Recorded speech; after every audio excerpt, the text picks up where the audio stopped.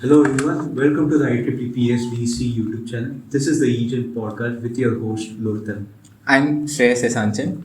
We'll be talking about the origin of electricity. When we talk about the origin of electricity, the first thing that comes to my mind would be lightning.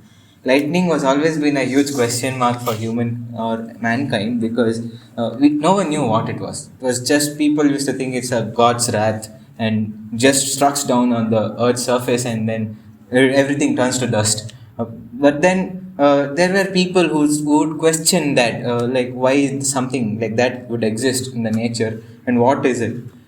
Because lightning back then wouldn't serve much purpose for its existence. So people always ask this question. Also, when you go to the Greek history, there was this instant where people would rub the glass rods and use the glass rod and attract the feathers.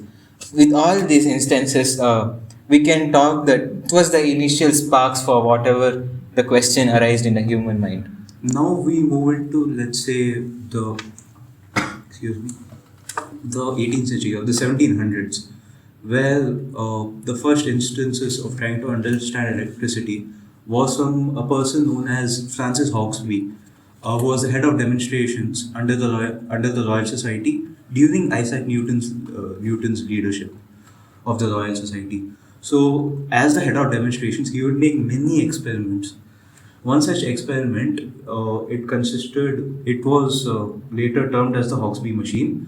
Can you show the Hawksby machine? So, Hawksby machine consisted of rotating glass sphere, evacuated glass sphere, which was evacuated using the newly discovered air pump. Yeah. So when it was rotated with a crankshaft, a person would keep their palm on it, and they would notice a blue light tracing the palm.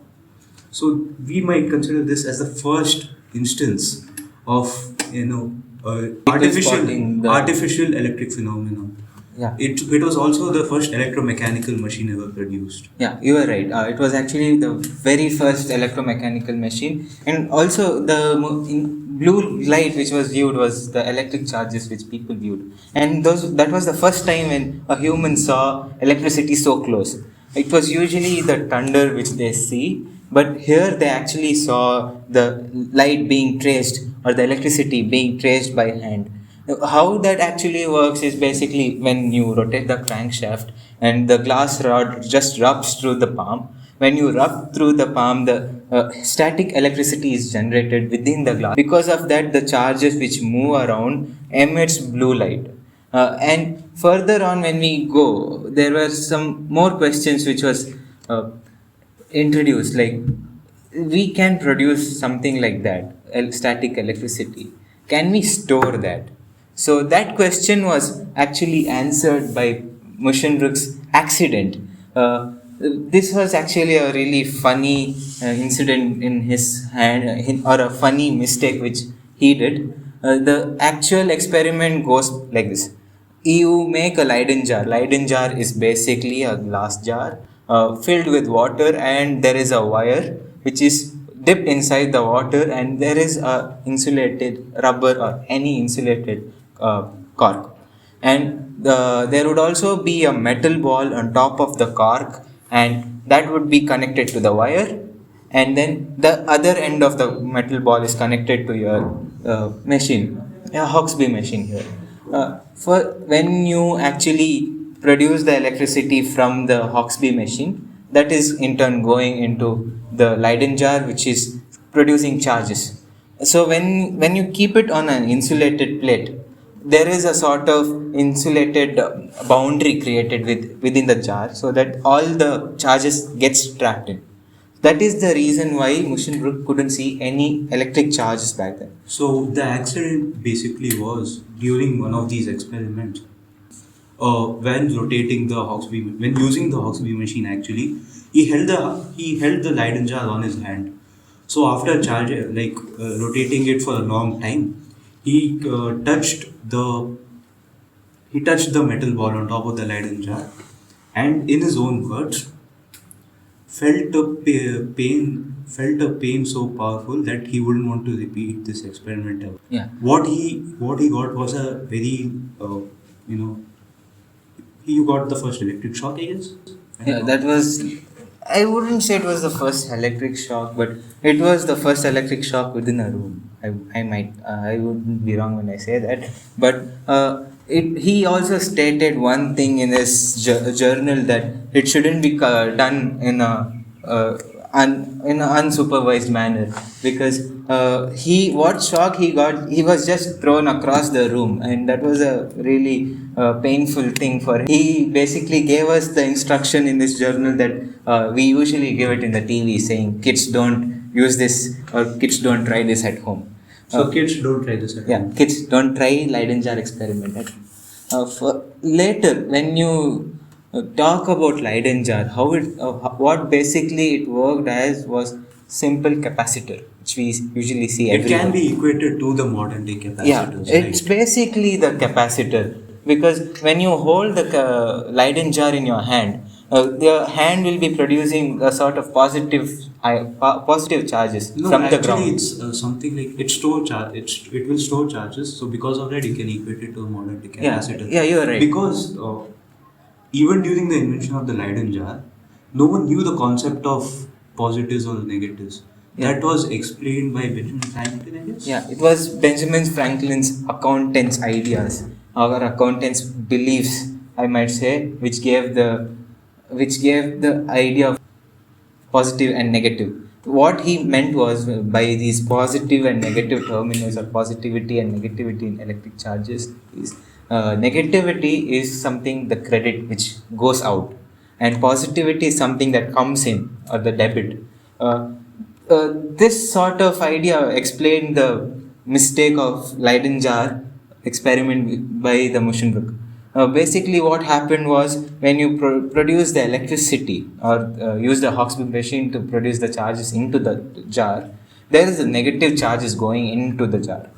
While when you are holding it, your body is touching the ground. So from the ground, you're getting a positive charges attracted to the surface to your hand, and there is a insulating material, which is your glass, in between. Since there is an insulating material, the negative can't come here and the positive charges can't go there. They are just stuck. Also, he also mentioned that positive charges and negative charges has to be equal, like an ideal American economy. That's Benjamin Franklin for you. I Yeah. guess. Also, we always whenever we think of Benjamin Franklin, we always equate him, we think him with that famous experiment, which he, which that famous experiment picture of him flying a kite with his Yeah. assistant on a stormy day, trying to capture lightning into a bottle. He proposed it. He never Yeah, did he one never of these did one of one of those. these experiments. He's like that friend who's, he'll give you ideas, a lot of project ideas, but he'll never do any of those. He's So just- be careful of such of these friends. Okay, be careful from them. Be careful of them. He's that lazy friend we have in our group who doesn't do anything. Yeah. So further on, when we talk about electricity, I would go to Luigi Galvani and Lisandro Volta's rivalry. With that starts. Also, before we get into their rivalry, we have to talk about Henry Cavendish. Yeah. So what Henry Cavendish basically did was, he was part of the Royal Society of London. So during his research, he came across this fish known as a torpedo fish, which we today know as the electric ray. So what happened was, these electric rays would give mild electric shocks to people whenever they would come near and touch it or feel it or anything like that. So Cavendish wanted to understand how it worked. So he basically devised an experiment where he kept a Leyden jar buried under sand with a with a very long glass tube connected to the Leyden jar, which had a metal ball connected to the Leyden jar itself. So when the jar was charged and when he kept it inside this environment, when he when he touched the metallic ball tip, he would feel a mild electric shock. So he had found out that even animals were able to produce this electricity. So Galvani was the first person to call this term as bioelectricity or animal electricity. Yeah. So basically, the problem happened was the Cavendish experiment here produced the torpedo fish here would produce a low voltage, high charge current. Because of that, you get a current shock, but the intensity of that is very less. In the case of the Leyden jar, it's the opposite. It would produce a high voltage and low current, low charge current. Because of that, the intensity of the current shock you get will be more, so that you'll be thrown out. That is one of the reason why Motionbrook was thrown out, thrown away from the Leyden jar. But the same thing was questioned by Galvani, because we back then people didn't know the ideas of voltage, current, or charges. They knew nothing. All these things were just observed. So Luigi Galvani just asked this question: if they are different, how, if they work as different, if the intensities are different, how are they same? So what he did was he took Leyden jars, or he would connect a copper wire to a Hawksbee machine, and when he started rotating the Hawksbee machine, he had many, like, he was basically a anatomist, so he had many dissected frogs lying around.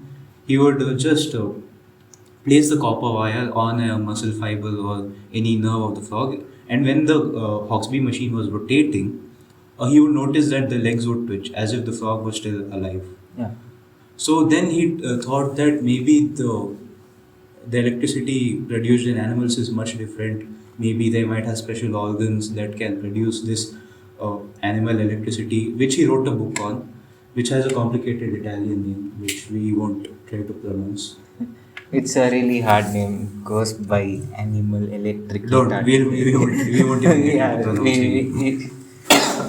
please don't quote us on the pronunciation here.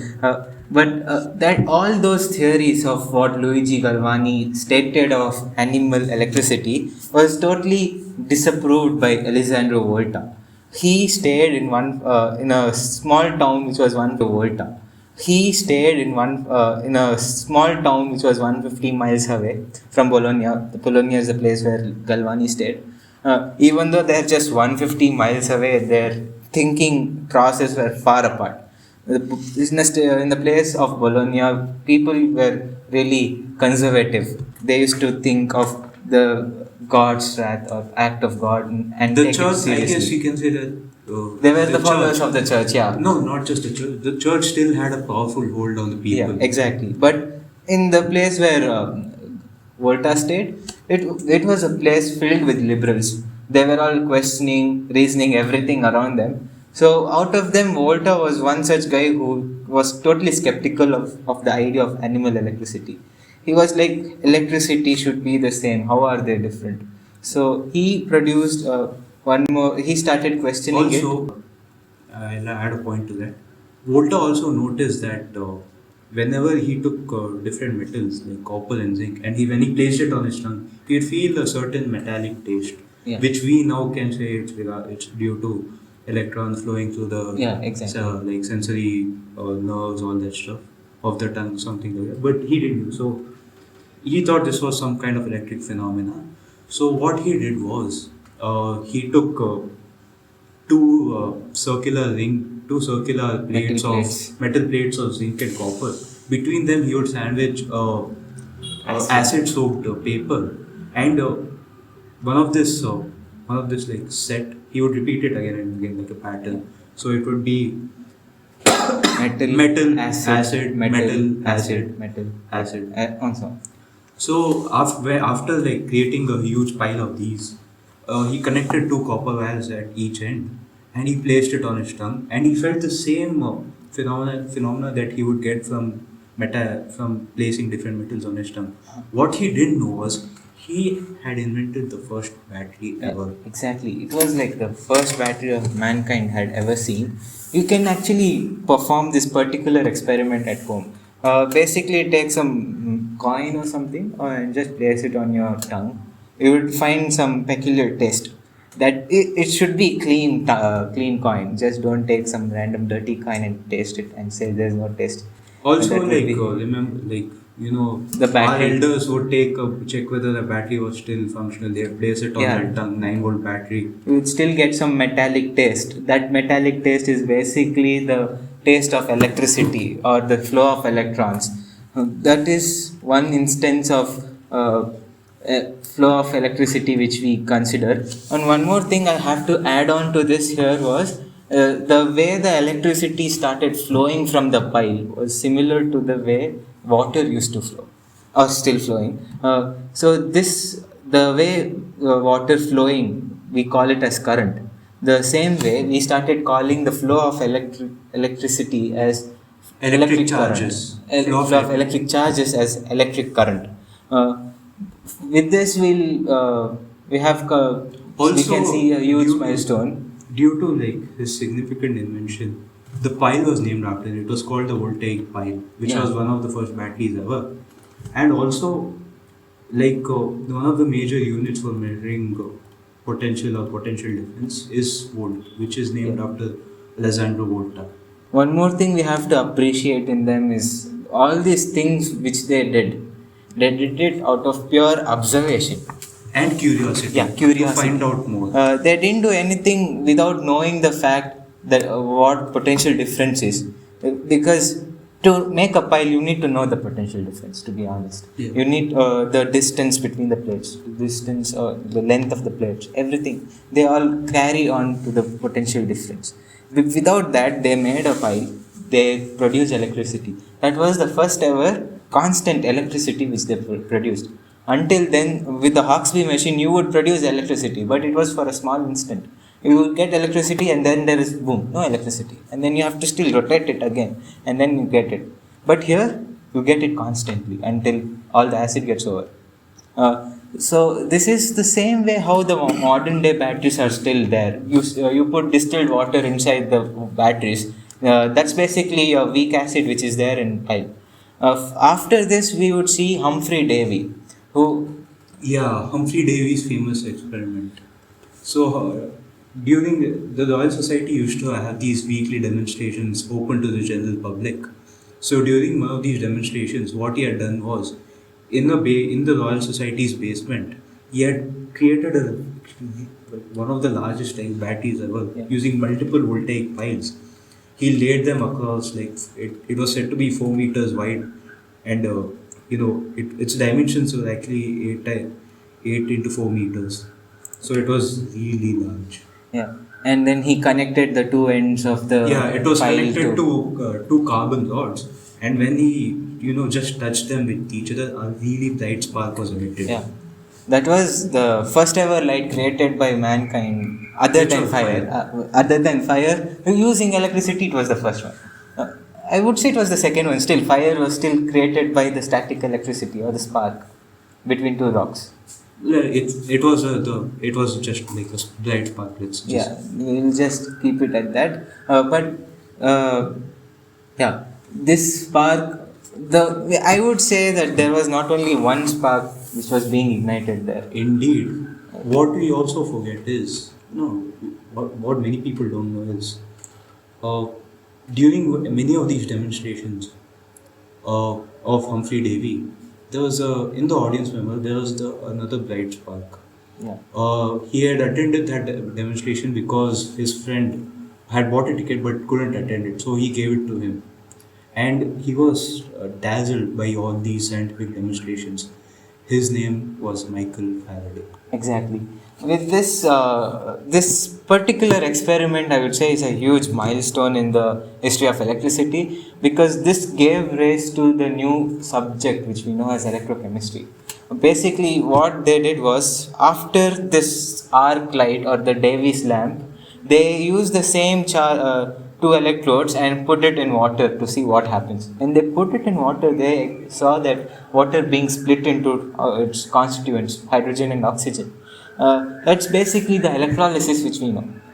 With that, electrolysis was born. And also, we have to appreciate Humphrey Davy. He was not only in this Davy's lamp, but he was like the one who showed how we can store calcium, strontium, boron, and other elements in electricity.